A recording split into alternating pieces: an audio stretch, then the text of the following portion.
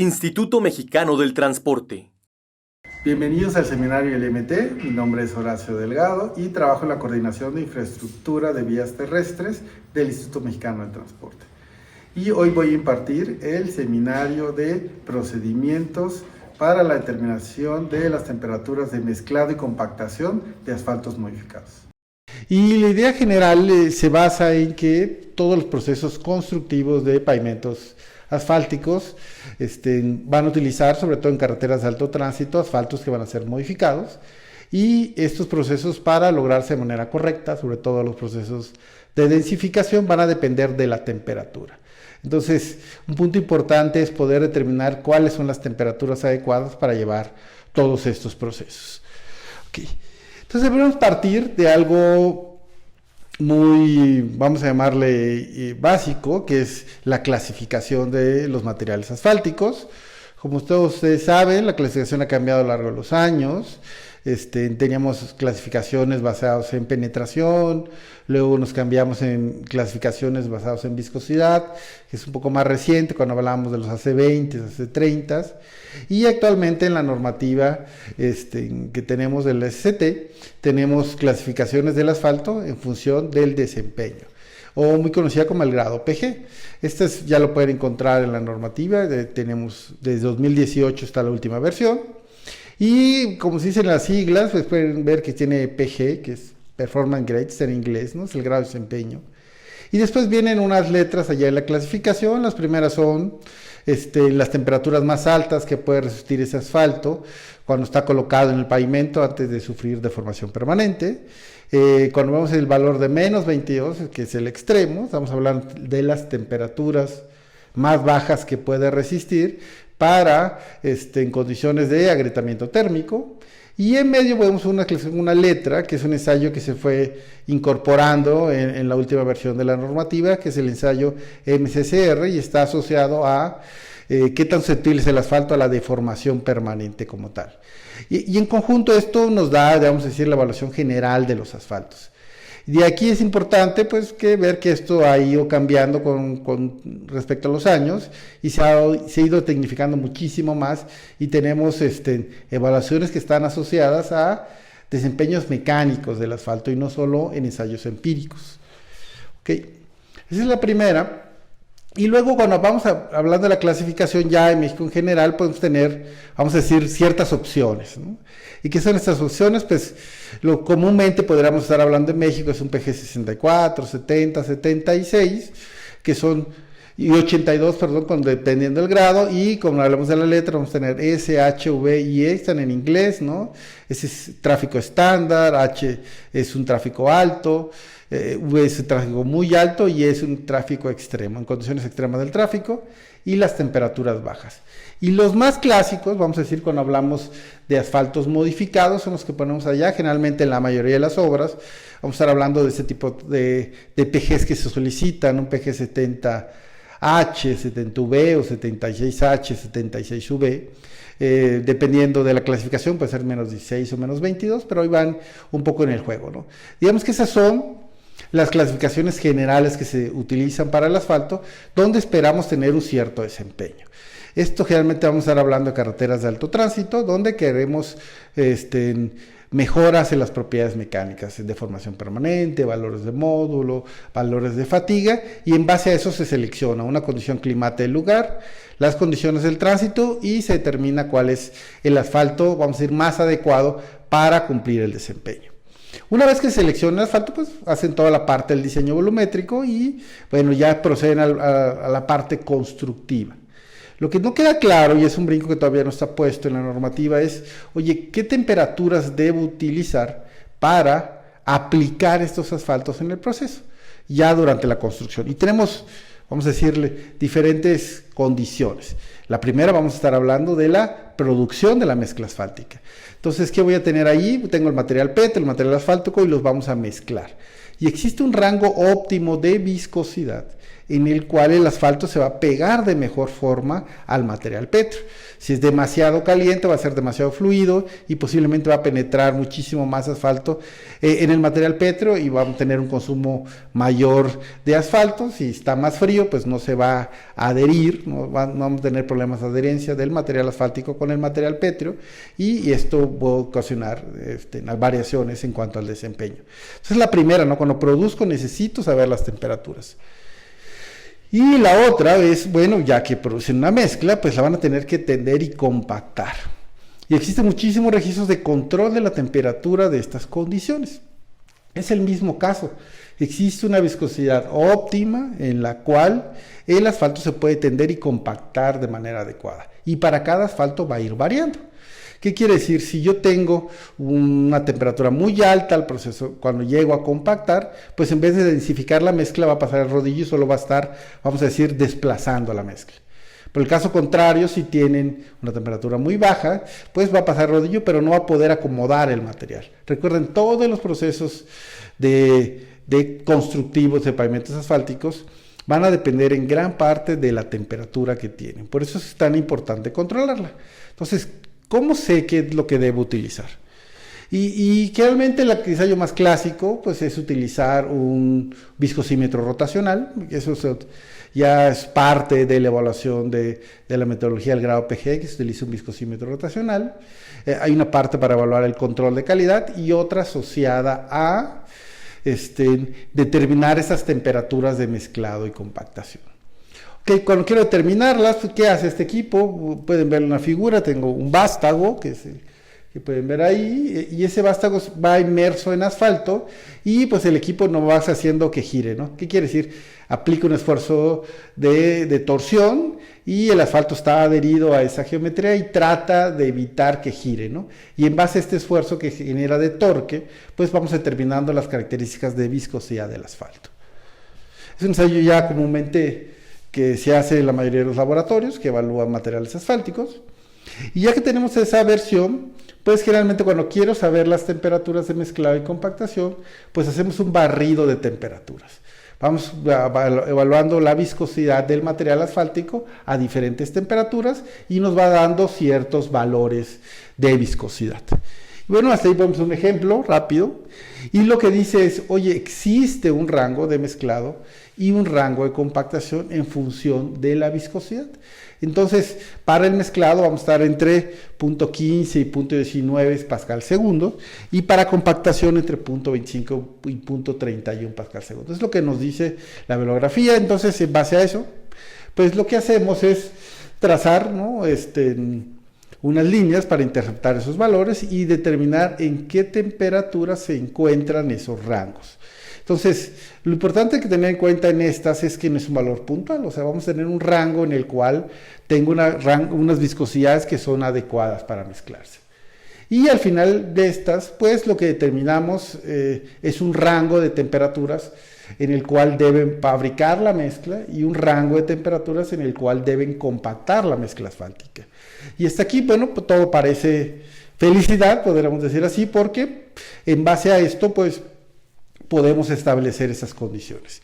Sin embargo, existe un problema. La mayoría, bueno, la definición de un asfalto está la evaluación en estas condiciones, que son temperaturas altas, se maneja como un fluido, que al final estamos hablando de 130, 140 grados que vamos a estar jugando las evaluaciones, o temperaturas más altas, y con eso un fluido pues tiene un comportamiento como tal. La clasificación común o la clasificación del comportamiento general de un asfalto es un fluido newtoniano. ¿Qué quiere decir un fluido newtoniano? Pues es de la manera más sencilla de verlo es que su viscosidad solo depende de la temperatura y no de la velocidad a la cual estén aplicando la carga. Entonces, el problema es que solo los asfaltos convencionales, vamos a decir, de refinería, los cuales no han sido modificados con algún aditivo o con algún polímero, siguen este comportamiento. Entonces, la mayoría de los asfaltos modificados, que son los que vamos a utilizar para las carreteras de alto tránsito, no van a seguir el comportamiento lineal, van a tener un comportamiento no newtoniano, como se ve aquí. Entonces, lo que me lleva a esto, dejando un poco la explicación teórica, es que ya no puedo utilizar esta misma, vamos a decir, este mismo análisis para determinar las temperaturas y mezclado y compactación. Ya no funciona. Esto que les acabo de mostrar con el viscosímetro y trazamos una curva, está basado en la linealidad del material. Y como esta linealidad no se sigue, vamos a decir, metodología de determinación no funciona para los asfaltos modificados, que es donde tal vez nos importaría más, porque es donde vamos a tener las carreteras de más alto tránsito. ¿Qué es lo que pasa si utilizan un viscosímetro y lo hacen? Pues van a tener determinaciones más altas de lo que deberían ser. Y entonces pues, van a tener pues, problemas de ignición, podrían tener riesgos de que se pueda prender ese asfalto de las plantas, van a tener una mayor contaminación ambiental, mientras más lo calienten, mayor quema de aceites volátiles van a tener, ¿no? Mayor humo, ¿no? Y pues van a tener complicaciones constructivas. No es lo mismo tratar de lograr una temperatura de compactación en la obra que esté entre los 160, 170 grados, que más o menos es lo que está en un asfalto modificado, a querer compactar a 190 o 195 grados, que no es tan práctico para la realidad, ¿no? Cuando se realizan estos procesos. Sobre todo porque para llegar a ese proceso hay que calentar la mezcla a temperaturas ligeramente mayores y es muy probable que si determina mala temperatura van a estar oxidando y envejeciendo esa mezcla y que al final va a tener un mal desempeño cuando forme parte del pavimento.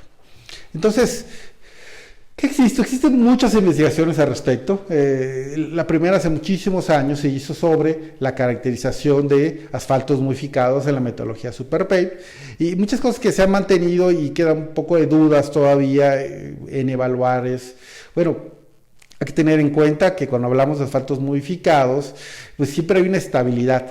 ¿Y qué quiere decir? Que un asfalto modificado es un material que tiene muchas fases, ¿no? De hecho, tienes el asfalto, tienes el polímero, tal vez algún aditivo, y muchas veces no es claro cómo reaccionan todas estas fases a todas las aplicaciones de los ensayos, que giren en condición estática, en condición dinámica, cuando le estamos aplicando una fuerza. Entonces, eso es importante para saber qué es lo que pasa. Depende de la viscosidad y la velocidad. La viscosidad depende de la velocidad y la tasa de corte, que es una condición particular. ¿Qué es esto? Ya le dije, si es un fluido no newtoniano, pues no importa, la velocidad no afecta, pero conforme vayan pasando de velocidades de aplicación muy lentas a muy altas, vamos a tener un cambio en las propiedades que no es estable. ¿Qué quiere decir? Va a depender del asfalto base, va a depender del tipo del polímero y la concentración de este. O sea, hay un juego, ¿no? Dependencia del esfuerzo a la respuesta aerológica, les decía, la mayoría de todo lo clasificado en el grado PGE está basado en un comportamiento general de la mecánica, que es un material viscoelástico lineal. Y el problema que es cuando brincamos asfaltos modificados, no existe esta linealidad. Cambia el comportamiento general de un asfalto, entonces no está. Y la última es el efecto del trabajo mecánico. Quiere decir, cada vez que le aplican una carga, un esfuerzo, un material, sus propiedades van a ir cambiando porque se va dañando, ¿no? Como cualquier material que tengan o cualquier producto. Si ustedes lo van utilizando mucho o le van aplicando muchas cargas, pues sus propiedades no van a ser iguales que al inicio. Y eso pues nos va a dar a saber qué está. En base a eso hemos definido todas las condiciones que vamos a estar haciendo en el proyecto, que es propiamente determinar o establecer un procedimiento para determinar esas temperaturas de manera clara. Y ahí pues hay diferentes guías para hacer esta evaluación y en un principio podríamos estar hablando de estas condiciones desde el punto de vista de decir, oye, si existe una guía, pues para qué hacer una investigación al respecto, si hay una referencia en la cual te diga pues cuáles son los procedimientos más adecuados. Y la respuesta es sí, existe una base para eso. Sin embargo, con los cambios que han habido en los últimos años de cómo están obteniendo el asfalto, ahora si ustedes tienen contacto en estas partes de constructivas, van a ver que los asfaltos ahora están saliendo con una dureza muchísimo mayor, dependiendo de la refinería donde estén, y eso es algo que no se obtenía en años anteriores, han cambiado, ¿no? Algunos salen un poco más fluidos por los procesos de refinación que están teniendo en Pemex. Entonces, esos asfaltos han ido variando y seguirán variando conforme pase el tiempo, y aparte, esos crudos, vamos a decir, de referencia, no son los mismos utilizados en Estados Unidos. Y no todos estos, vamos a decir, metodologías funcionan de la misma manera cuando tienes materiales que son pues diferentes como base.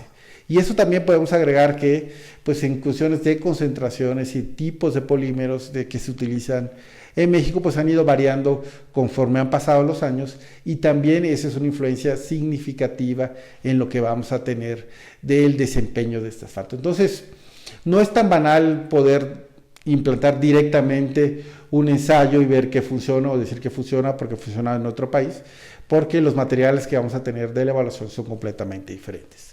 ¿Cuáles son los 3 ensayos, vamos a llamarle, que se utilizan comúnmente y que podremos evaluar para esta condición?